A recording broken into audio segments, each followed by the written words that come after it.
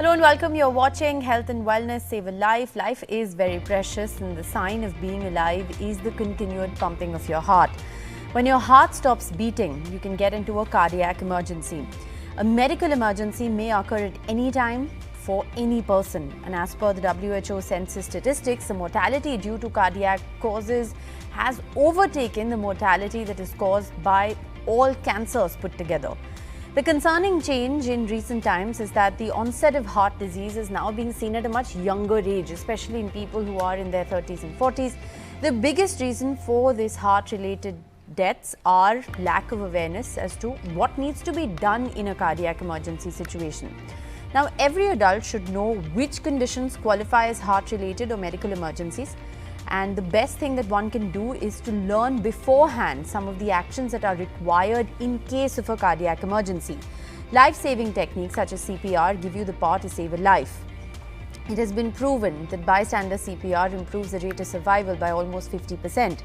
It is even more important if you have a loved one who has a history of cardiac disease, as research reports that the majority of cardiac arrests occur at home. Save a Life is an initiative through which people will be made aware of early symptoms and signs of cardiac arrest so that patients can get into a hospital in time and also be trained on giving CPR if the need arises. Today we have with us a panel of expert cardiologists who can help you understand what sudden cardiac death is and the role of CPR to revive and save a life. Dr. Pruthviraj Puwar, interventional cardiologist from the Tulip Heart Care Centre, Anand, is with us. We have Dr. Jagdish Hiremath, Director of Cath Lab, Ruby Hall Clinic, Chair of the Preventive Cardiology, Pune. We also have Dr. Ashok Kumar, Consultant Interventional Cardiologist of the Sadbhavna Multi-Speciality Hospital, joining us from Fatehbad. Thank you very much, doctors, for being with us. Dr. Kumar, to you first. Cardiovascular disease is the #1 cause of death worldwide. Which cardiac emergencies can essentially lead to death on the spot? Well, the heart disease that can cause death on the spot can be broadly classified into two groups. The first one including the age from first year of life to 35 years of age, and the second one is from 45 to 75 years of age. The first group includes the disease that are first the congenital heart disease, the disease that are present since the birth, and the second ones are the myocarditis, maybe due to some infection affecting the heart causing the death, and valvular heart disease, the disease that affects the valves of the heart, and myocardial disease, the disease that affects the muscles of the heart. And in second group, coronary artery disease are the most common cause of death that can create heart attack situation. And the other disease like cardiomyopathy are also included in this group. The cardiomyopathy are the disease of the muscles.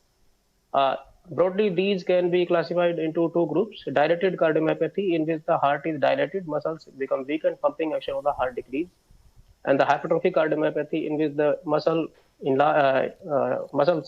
this width increase and the disarrangement leading to dysfunction of the heart. And the last one is the arrhythmic disorder, in which this electrical system of the heart can affect and leading to sudden cardiac death.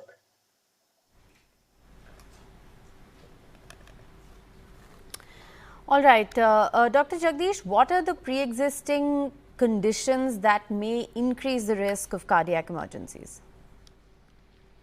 Yeah, many of them fortunately got listed by Dr. Ashok Kumar. We must know that a cardiac emergency is sudden cardiac death or sudden cardiac arrest, wherein the heart can stop completely or beat at a chaotic pace, which is ineffective. So this can happen because the plumbing system failure, as in heart attacks, coronary artery disease, or it can have somebody using long-standing diabetes, hypertension, smoking, this kind of risk factors in him. And others, they are called the structural heart disease, like the valve disease, the heart muscle disease. All of them can lead to a cardiac emergency.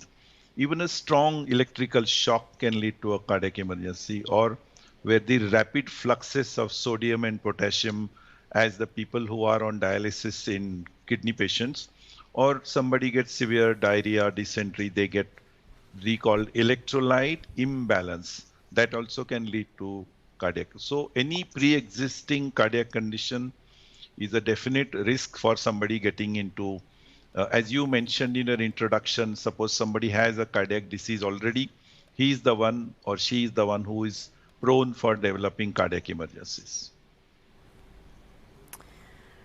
Right, Dr. Puwar, are symptoms of heart attack or cardiac arrest different for women and men? We all know that commonest symptom of heart attack is a chest pain, right? So both the genders usually presents commonly with left-sided chest pain, which may be associated with the left arm or a shoulder heaviness. However, women may not have this typical presentation. In contrary to males, who usually presents with chest pain, compressive type or a tightness in chest, women might present with unusual symptoms like pain or pressure in lower abdomen or upper chest or a lower chest, along with jaw claudications. Sometimes women don't have chest pain, but they have generalized fatigue with or without giddiness. They may have heaviness in arms, or they might just present with shortness of breath or dyspnea. So shortness of breath or dyspnea, which is unusual and it is in acute or a sudden onset, might be a warning signal or a symptom of a heart attack. Right, that's very crucial to know. Dr. Kumar, what are some of the emergency actions that one can do to help someone who's, possibly experiencing a heart attack or a cardiac arrest? Well, if the possible emergency action that can be taken in the patient is possibly having heart attack. So as discussed earlier, that the most common symptom of the heart attack is chest pain, heaviness, and sweating. So if you saw a patient if a person is having such symptom, so some emergency medications can be given to him. In these medicines, the chewable aspirin is the first one, and sublingual nitrate can also be given below the tongue. So once the patient, and after that patient, this person can be shifted to the hospital. Over there, the ECG can be done, and the final diagnosis and treatment can be further taken care of the patient. And if you see that the patient is having such history, and if he collapses, and in such person, you have to first feel the pulse. If the pulse is not there, then one have to start the CPR with chest compression, and try to maintain open airway and call for help and call for emergency medical services. And CPR should be continued till the emergency medical services arrive, or automatic electric defibrillator is arrived, or any trained person that take over this CPR. So, till the help arrives, the CPR should be continued. So these are something that can be done with a patient with a heart attack. If a person is having already known case of like seizure disorder, like diabetes, so in which one have to make the diagnosis whether this is a kind of a seizure or some mimicker of the heart attack, like if the patient is suffering from the hypoglycemia, that is lack of sugar. Right. So Right. Dr. Jagdish, what is the ABC, the basics for CPR? Do we need to check the airway first and then perform CPR? What are some of the basics that you'd like to tell our viewers? Yeah, this question has gained relevance now after the advent of Corona. ABC used to be, as we were taught in our undergraduate days, was airway. That means see that the breathing passage is good. We check whether the breathing of the person is there and start breathing with a mouth-to-mouth breathing. And C was cardiac compressions or the chest compressions. So if we divide into a bystander CPR, which is a bystander, somebody collapses in the road or in a mall, then a bystander CPR should not look at the ABC at all. They should do just chest compressions. The feeling is that be safe, don't give mouth-to-mouth breathing nowadays after the Corona. But if you start chest compressions and start the heart, maybe the breathing will take care of itself is the philosophy. So what we are looking at is really start the heart, maintain the heart compression so that the blood supply to the brain and other organs is maintained, and then itself will start the breathing. If you get tired of doing the chest compression, change of hands, and somebody else can do the chest compressions at about 100 to 120 compressions per minute. This should be continued, of course. So well, let's say put it this way, that now the ABC for a bystander CPR is only chest compressions, and chest compressions.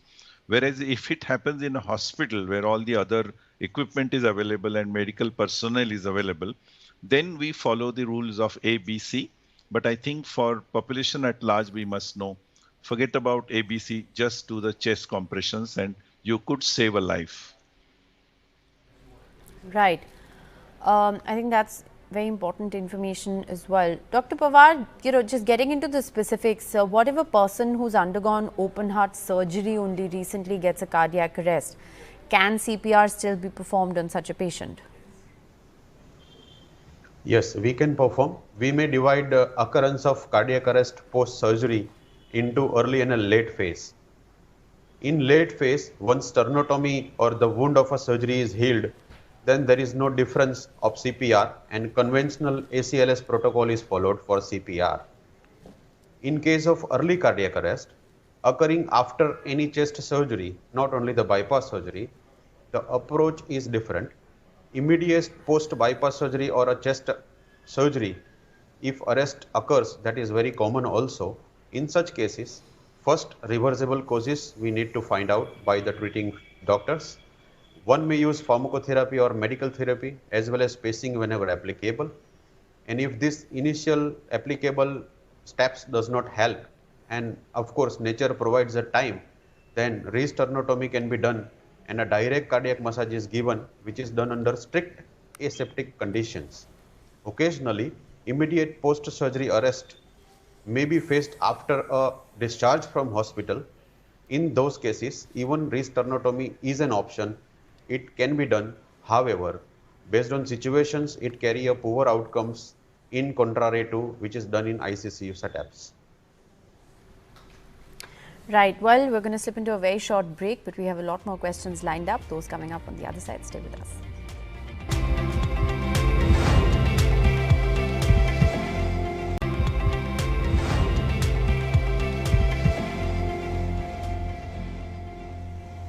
Welcome back. You're watching Health and Wellness, Save a Life. We have a panel of expert doctors talking about emergency measures and helping us understand them better. Dr. Kumar, there's always a fear that if a person is giving CPR and that person is not well trained, he may cause serious damage to the patient.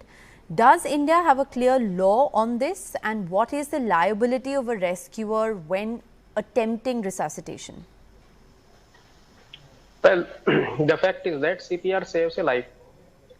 Still, there is a chance of survival is there when the CPR is performed, whether it is a good CPR or bad CPR.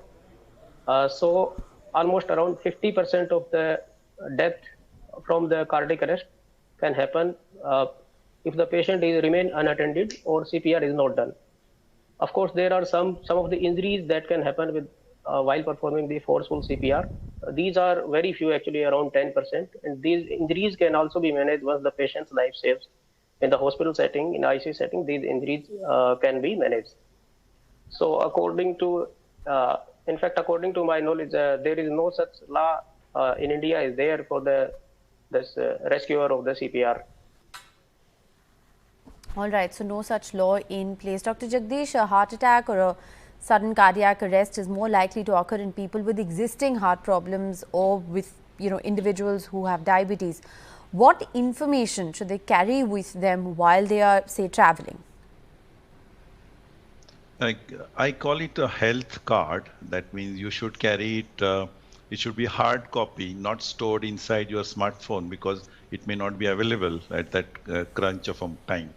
You should carry a hard copy of health card, which mentions, of course, the basic things like the name and the contact number and the weight, full diagnosis of the clinical condition you have.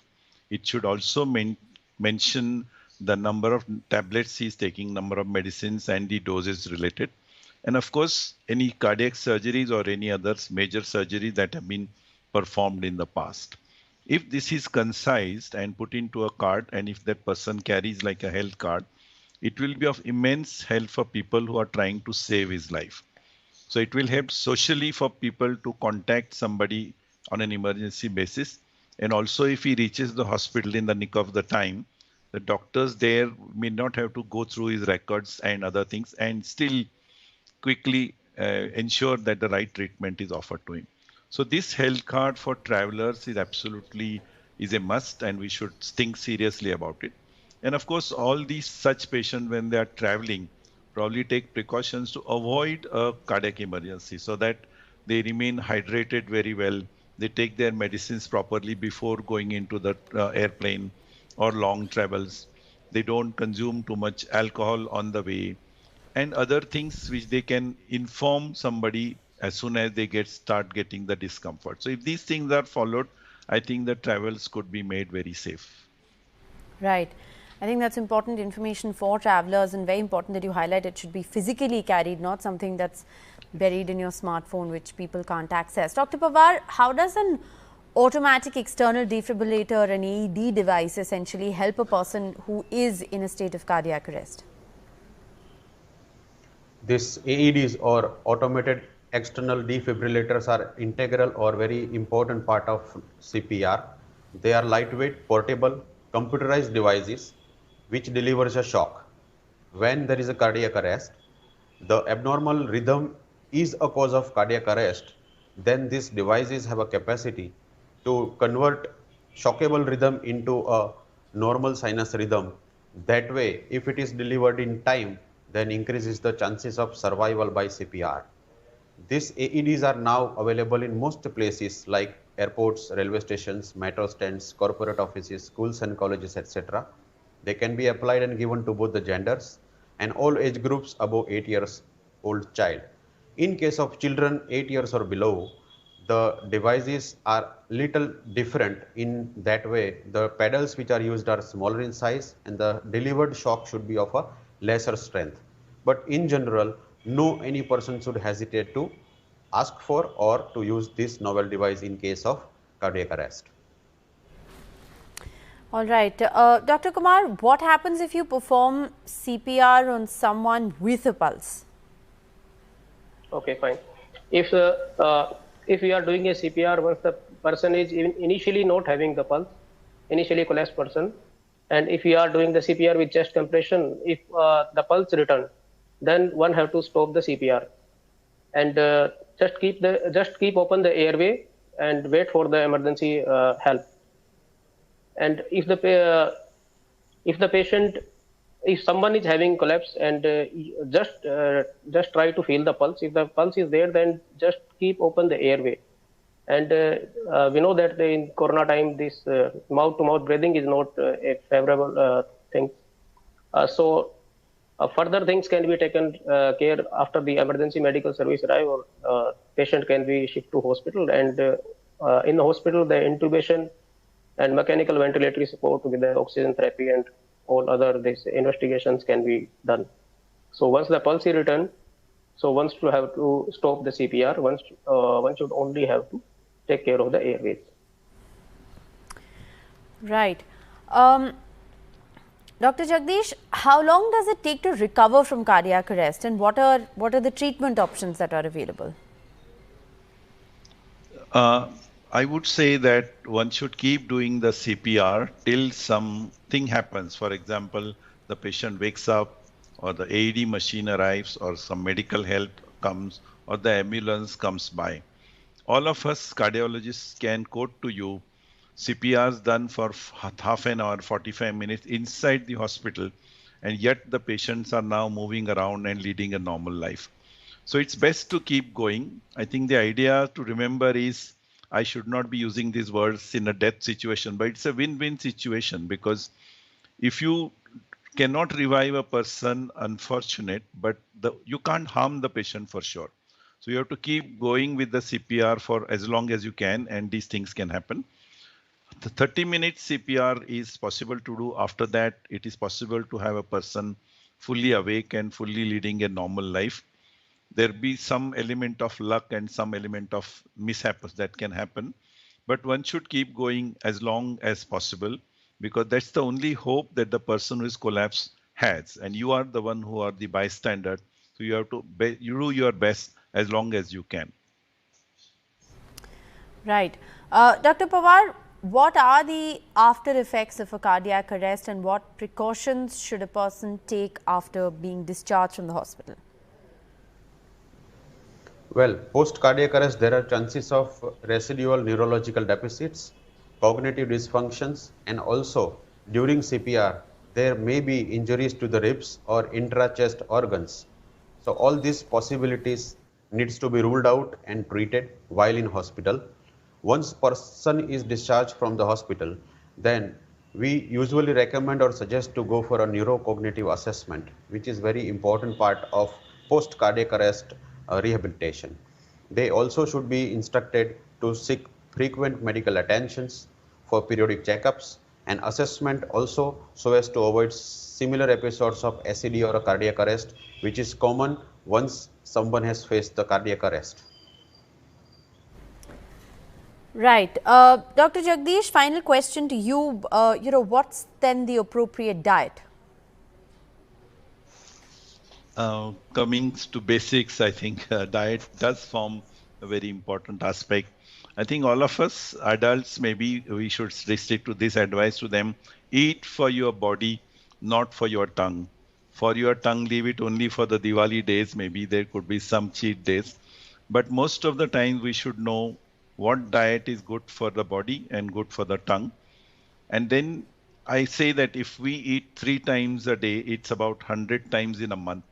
So 90 out of these 100 times, I would be disciplined enough to eat for my body, and maybe medically correct food or the traditional Indian food of dal, chawal, sabji, roti is wonderful diet actually. The fancy ones which come maybe for indulgence would be left for about 10 in a week, which would mean about 1 to 2 twice a day. Depending on your age, your discipline, your ability to do this, it might vary a bit, but the principle should be to remain like this.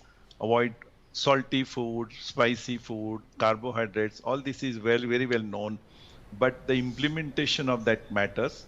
Dining table should be talking about how to hold a fork and knife, but it should also talk of what is good for our body. All right, very important advice there. I think that's one of the cardinal rules. Thank you, doctors, very much for joining us on the show.